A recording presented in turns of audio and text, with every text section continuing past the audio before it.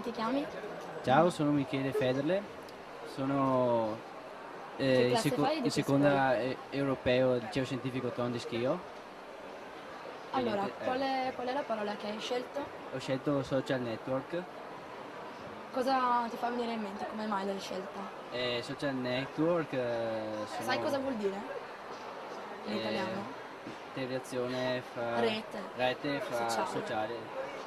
E, sì, io uso un social, Facebook ad esempio, che penso è il più La più famoso famosa. e il più diffuso. E, So che hai i tuoi compagni che ti distraggono sì. qua dietro, però non importa, tu rispondi a me. Ok. Ma quindi comunque hai parlato di Facebook e quindi di internet, lo usi? Sì, cioè molto, Trovi che sia praticamente, utile? beh, ma Facebook è utile, non ci vedo un fine, magari Per l'amicizia o per sì, tenersi in contatto? per tenersi in contatto quello sì, però, Ma internet in generale è utile secondo te beh, per certo, tante sì, cose? Cos'è che fai su tantissimo. internet di solito? Ehm, Non è che navigo, cioè io più che navigare, Le ricerche per la scuola?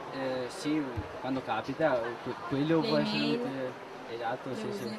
E email, ricerche per scuola, non è che navigo, per esempio, uso internet per rendermi facile la vita, nel senso se mi serve un programma lo scarico e naturalmente quelli freeware ci sono. Certo, ma e a scuola lo usi? Lo usate?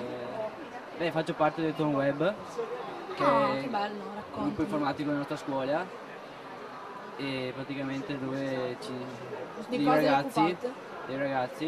insegnano, che sono quarta e quinta, insegnano quelli più giovani a costruire un sito web.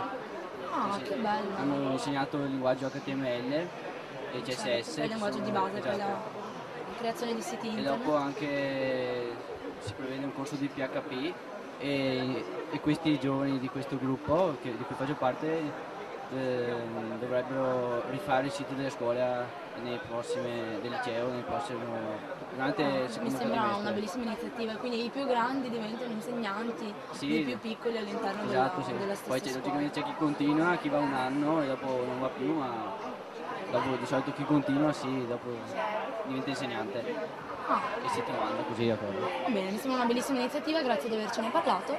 Ciao. Ciao.